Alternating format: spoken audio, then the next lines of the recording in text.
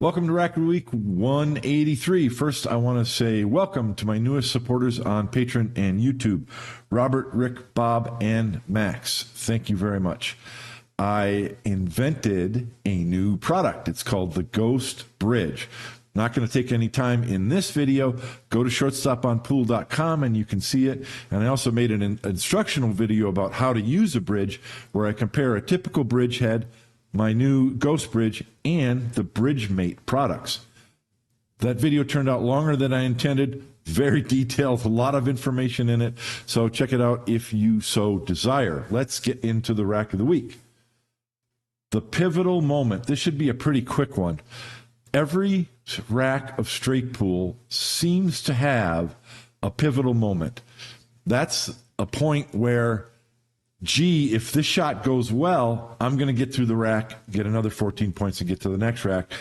And, oh, I'm a little uncertain. If it doesn't work out, this run might be over. So part of, I think, being successful at straight pool is recognizing, and sometimes there's more than one, where those pivotal moments are.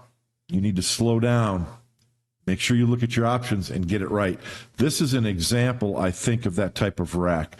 Let's check it out.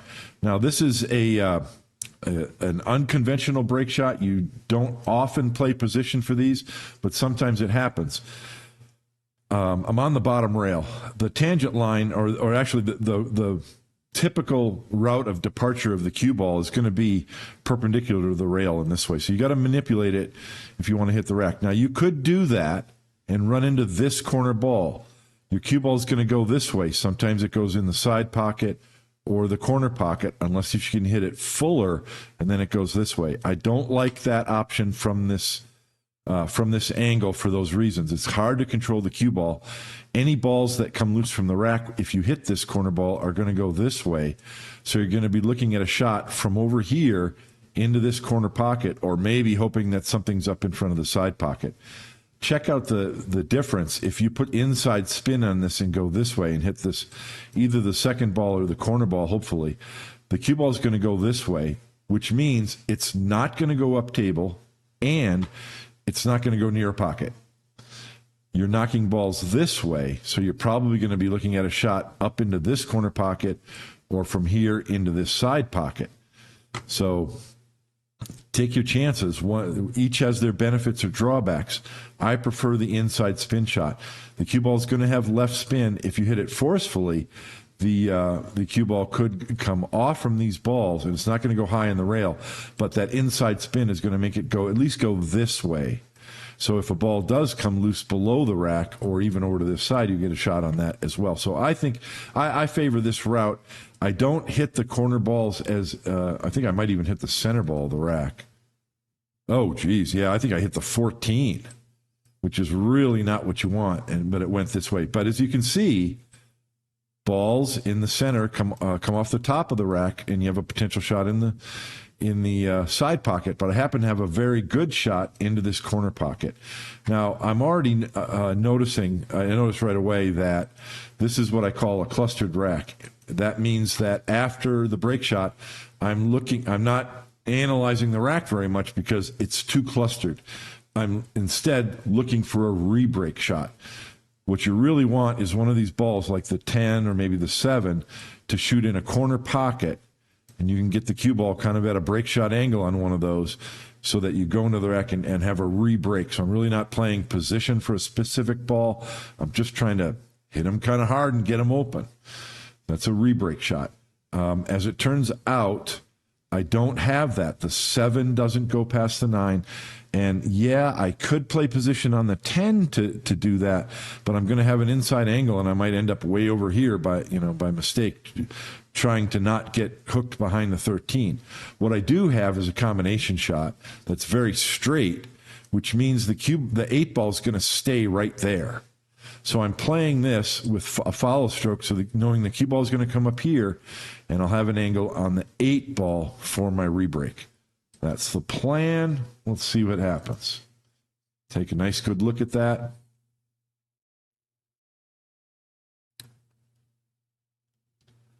And this is really good. So when you're shooting this 8-ball, you've got to be careful that you don't kind of get a punch stroke on it, because you don't want the cue ball to follow the tangent line. You want to hit this kind of hard, but you can't hit it too hard or the cue ball won't follow through the 8-ball. So aim at the top of the cue ball. Notice how that cue ball didn't arc very much. It arced just a little and then went through. Okay, so that's my re-break shot. And what do I have? What I have, the only ball that I can shoot is the easiest shot that I can shoot from here is the 10 in the side. I also have I'm going to try and pause this real quick. I also have a shot in the 13. That's a difficult shot as well because it's long, but it wouldn't be a mistake to shoot the 13 if you feel that you're more confident with that shot, because the cue ball is going to go this way, and you should get a shot. If the cue ball stops below the 4, you'll have a shot on the 2. Maybe you do another re-break. If the cue ball goes farther, the 4 ball does pass, so you'll have options there. I prefer to shoot the 10 because I'm going to have the 6 next. This is perhaps a pivotal moment. What I mean is, this is an above average difficulty shot. Don't just do your normal routine. Take a little extra time. Stand behind the ball. Sight it. Make sure you have a full pocket past the 4. Just put in a little more work. Earn the rack. Put in the work. That's what, when you recognize it a pivotal moment in the rack, that's what your subconscious should be saying to you, should bring to the forefront of your mind. Hey, this is a pivotal moment. I got to put in a little extra work here. So that's what I'm doing to make sure I make that ball. And then I think this is a pivotal moment as well, because obviously I'm going to shoot the 6 ball. I think you could shoot the 5 ball. A left-handed player might choose to shoot the 5 ball. I'm choosing to shoot the 6, and notice I'm taking some time over here. I'm taking a look at this. This needs to turn out right, or I might not have a shot, or I might have a very poor opportunity to continue the rack. A big reason why is there's no break balls on the side of the rack. So I'm either going to make one later or shoot either the 2 or the 7 as a side rail break shot.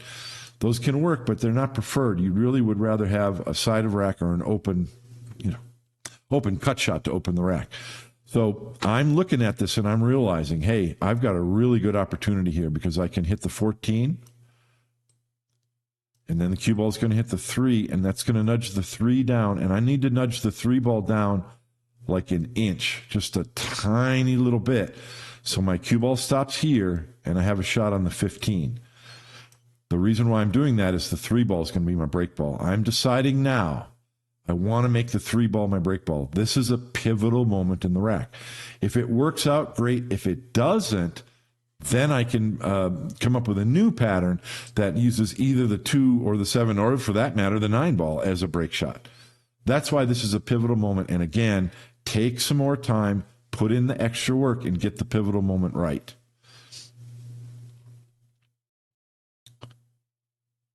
That's pretty good. Now, I do not have a shot on the 15, but I do have a shot on the 9. So, can you see the rack? It's already done. I've made it through. You need to recognize I've made it through the pivotal moment. Why is that?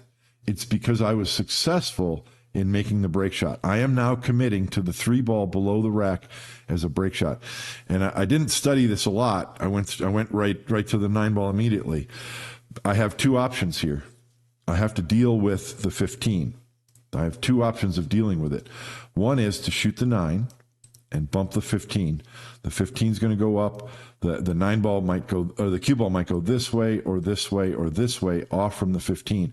No matter where it goes, I'm going to have a shot on the 7 or the 13. Those are my insurance balls.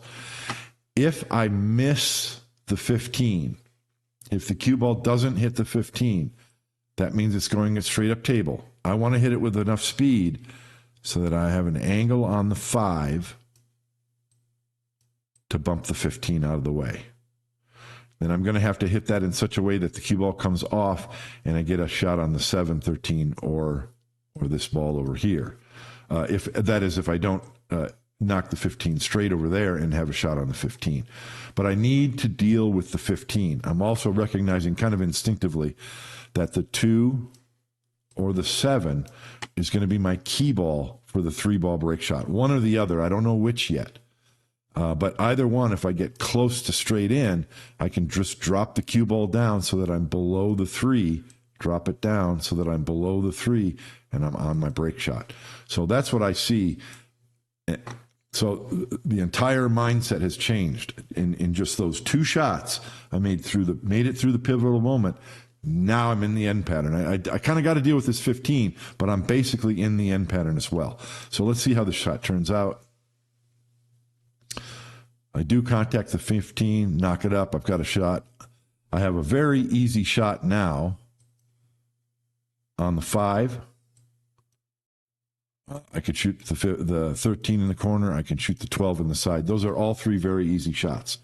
So now I'm thinking about the end pattern. This is actually ideal. I'm going to let it go. I'm just going to let it run after I talk for a second here because there's so many options.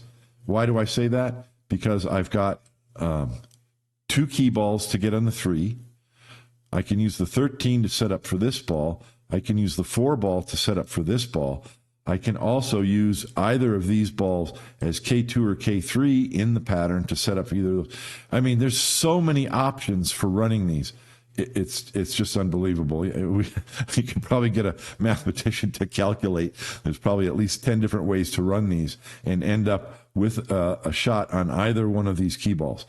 What I'm looking at right now is I'm looking at the position of the 3.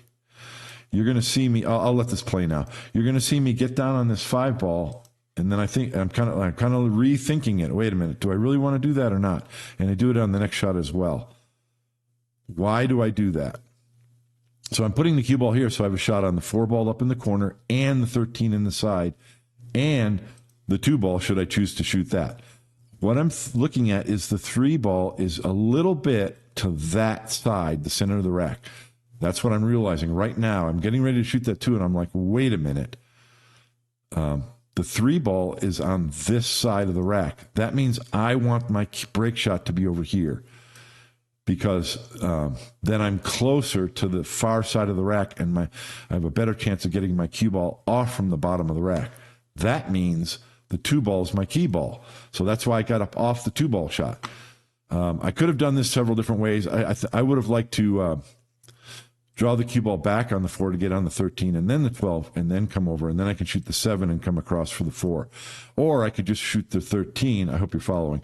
I could have shot the 4, drawn back, got on the 13, rolled forward a little, and then I just have an easy shot from that ball to this ball that was in the side, and then I'm on the 2. So again, even though I committed to the 2 ball as my key ball, I still had multiple patterns to arrive where I am right now. Really easy. And so this is super controllable shot. You just want to let the cue ball roll, float down so that I'm below the 3 ball and have that angle. So because I recognized the pivotal moment in the rack, I knew when to put in the work, and that made the odds of getting so many options in my end pattern much better. We'll take a look at this break shot, and then we're done. This is, it kind of looks like I'm flat on this ball. So you could go with high right English. You really want to make sure you get at least a Q-tip of right English on this. So take a lot of time aiming and making sure that you're doing your best to hit the object ball into the center of the pocket. And then that inside English is going to bring the cue ball 3 rows around center table. Occasionally, your cue ball is going to hit this ball, like the 6 ball in this case, and you might have a tougher shot. But that's the way to hit that break shot. I got options, and the run continues. I hope you like that. Hope you got something out of it. Take a look at my new video. It's kind of long if you're into that, but it compares a traditional bridge to my new Ghost Bridge and to the Bridge Make products, which you know I've been promoting for a few weeks now. I think they're all good options, and the video is an explanation of how to use any mechanical bridge, even the one that's in the pool hall, and then compares the 3 products. So I think you'll get something good out of that. Go to Shortstop on Pool to check those out, and thank you for watching. Remember, if you're going to play straight pool, play it straight. See you next week on Rack of the Week. Bye.